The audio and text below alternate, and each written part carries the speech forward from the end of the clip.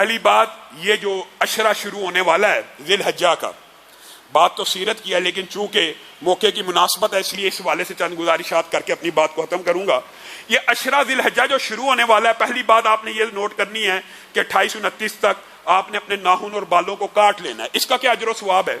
نبی کریم صلی اللہ علیہ وسلم نے ارشاد فرمایا جو بندہ قربانی کرنا چاہتا ہے اگر وہ اپنے بالوں کو اور ناخن کو نہیں کاٹے گا، کب؟ چاند نکلنے کے بعد، تو اس کو اللہ رب العزت انشاءاللہ دوہرا اجر دیں گے، پہلی بات۔ اور جو قربانی نہیں کرنا چاہتا، جو قربانی جس کے پاس نہیں ہے، سخت نہیں ہے، طاقت نہیں ہے، وہ بھی اگر چاند نکلنے سے پہلے پہلے بال اور ناخن تراش لے تو قربانی کے دن جا کے کاٹے گا تو انشاءاللہ وہ بھی اجر و ثواب میں شریک ہو جائے گا۔ پہلی بات یہ سمجھ۔ دوسری بات جو بہت اہم ہے جس سے ہم غافل ہیں، اور میں حیران ہوتا ہوں، یہ اسلامی معاشرہ ہے کہ ہمیں پتہ ہی نہیں کون سے ایام آ رہے ہیں۔ والفجر ولیال عشر والشفع والوتر، اللہ کہہ رہا ہے فجر کی قسم، طلوع فجر کی، اور مفسرین نے لکھا یہ ہو سکتا پہلے یکم ذی الحجہ کے چاند کی قسم ہے کہ یوم نہر کے چاند کی قسم ہے۔ یہ اس بارے میں تو چلو اختلاف پایا جاتا ہے۔ ولیال عشر، یہ عشرہ ذی الحجہ کی 10 راتوں کی اللہ قسم کھا کے کہہ رہا ہے۔ والشفع والوتر، عرفہ کے دن کی قسم، یوم نہر کی قسم، اس کے بعد آنے والے ایام کی قسم کھا کے کہہ رہا ہے۔ جب اللہ کسی چیز کی قسم کھائیں اس چیز کی قدر و منزلت کا آپ کو خود ہی اندازہ ہونا چاہیے۔ اور اس کی تشریح میں جو حدیث مفسرین لے کے آئے ہیں وہ کیا ہے؟ صحیح حدیث ہے۔ ایام بہت سے ہیں، ایام بہت سے ہیں، آپ کو پتا ہے جمعہ مقدس ایام میں سے، رمضان مقدس ایام میں سے ہے۔ مختلف ایام کی اہمیت ہوتی ہے، فضیلت ہوتی ہے، لیکن نبی کریم صلی اللہ علیہ وسلم نے فرمایا یہ 10 ایام افضل الایام ہیں، یہ 10 ایام افضل الایام ہیں، یہ 10 ایام افضل الایام ہیں۔ ان میں کہا گیا سبحان اللہ، صرف سبحان اللہ، بات سمجھ کے جانا ہے، صرف سبحان اللہ، الحمدللہ، اللہ اکبر، ولا حول ولا قوت الا باللہ، کوئی بھی ذکر، صرف یہ کہہ دیا کسی بندے نے یہ 10 دن شروع ہوئے، بندہ اپنے گھر میں بیٹھے اور کہہ رہا ہے سبحان اللہ سبحان اللہ۔ نبی کریم صلی اللہ علیہ وسلم کی صحیح حدیث ہے کہ اس دن میں کیا گیا نیکی کا عمل جہاد فی سبیل اللہ سے بھی افضل ہے، جہاد فی سبیل اللہ سے بھی افضل ہے، اور حدیث صحیح ہے۔ میں اور آپ رمضان کی راتوں کی عظمت کو تو جانتے ہیں، رمضان کے روزوں کی عظمت کو تو جانتے ہیں، لیکن ان 10 ایام سے غافل ہیں۔ اور میرے بھائیوں، ایام کے اندر یہ بات لوگوں کے ذہن میں سوال آ سکتا ہے کہ ہم نے تو رمضان کا سنا ہے، آپ آج عشرہ ذی الحجہ کو کہہ رہے ہیں، تو یہ بات میں بھی تطبیق محدثین کر گئے ہیں۔ دنوں میں سے سب سے افضل دن یہی عشرہ ذی الحجہ کے ہیں، اور راتوں میں سے سب سے افضل راتیں رمضان کی ہیں، کیونکہ ان میں سے تو ایک رات ایسی ہے جو 1000 مہینے سے بہتر ہے۔ گویا رمضان کے دنوں سے بھی افضل اگر کوئی ایام ہے تو یہ 10 ایام ہیں۔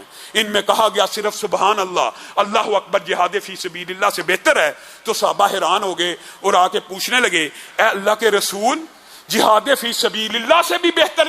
آپ تو جہاد کی اتنی فضیلتیں برکتیں بیان کرتے ہیں، اس سے افضل کیسے ہو سکتا ہے؟ کہا صرف ایک شخص ان دنوں میں کیے گئے نیکی کے اعمال سے آگے نکل سکتا ہے۔ اللہ کے رسول وہ کون؟ جو اپنا مال، اپنی جان لے کے جہاد فی سبیل اللہ پہ جائے، جب واپس لوٹے تو جان بھی لٹا چکا ہو، واپس آئے تو مال بھی لٹا چکا ہو۔ یعنی صرف وہ شخص ان 10 کی دنوں میں کیے گئے نیکی کے اعمال سے زیادہ فضیلت حاصل کر سکتا ہے۔ تو میرے بھائیوں، یہ 10 دن آ رہے ہیں، ان کے اندر آپ نے ذکر بھی کرنا ہے، ان کے اندر آپ نے روزے بھی رکھنے ہیں، ان کے اندر آپ نے تہجد بھی پڑھنی ہے۔ یہ سارے کے سارے اعمال جس طرح رمضان میں اپنی ٹریننگ اور تربیت کرتے ہیں ویسے کرنی ہے۔ اور لبرل مافیا کے اوپر تو بس ماتم ہی کہا جا سکتا ہے، قربانی آ رہی ہے، شروع ہو گئے، قربانی سے بہتر ہے جی کولر لگا دیا جائے، قربانی سے بہتر ہے یہ وہی ڈائلاگ ہیں، مسجد میں سیمنٹ کی بوری دینے سے بہتر ہے کسی بچی کو پیسے دے دیے جائیں جہیز کے لیے۔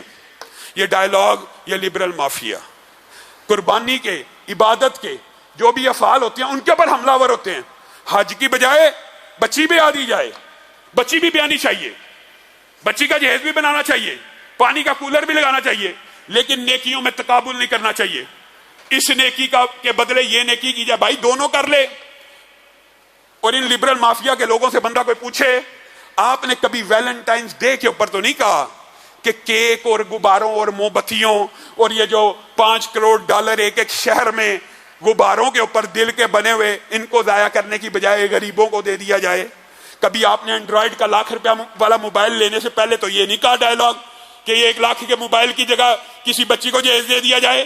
کبھی آپ نے 1 کروڑ کی گاڑی کے اوپر یا پی سی یا واری کے ہوٹل کے اندر کھانا کھانے وقت تو یہ ڈائلاگ بازی نہیں کی. تو اللہ کا شاعر اللہ. اور انشاءاللہ قربانی کے حوالے سے آئندہ آنے والے خطبے میں بھی چند گزارشات کو رکھوں گا، لیکن صرف ایک حدیث آپ کے سامنے رکھ کے اپنی بات کو ختم کرتا ہوں. چند اور باتیں بھی آج آپ کے ساتھ کرنا چاہتا ہوں. وہ یہ ہے، نبی کریم صلی اللہ علیہ وسلم نے فرمایا جو شخص قربانی کی سکت رکھتا ہو، اور یہ بھی بات سمجھ لیجئے قربانی کے لیے صاحب نصاب ہونا ضروری نہیں، زکوٰۃ والا، جو بندہ قربانی کی سکت رکھتا ہو، کیا مطلب؟ عشرہ ذی الحجہ قریب ہے، جیب میں $20,000 موجود ہے، بس یہ سکت رکھتا ہو اور وہ قربانی نہ خریدے اور اللہ کی بارگاہ میں قربانی نہ کرے، پھر اس کو کوئی حق نہیں وہ مسلمانوں کی عیدگاہ کے بھی قریب آئے. یہ اتنا سخت فریضہ ہے. انشاءاللہ اس حوالے سے بھی چند گزارشات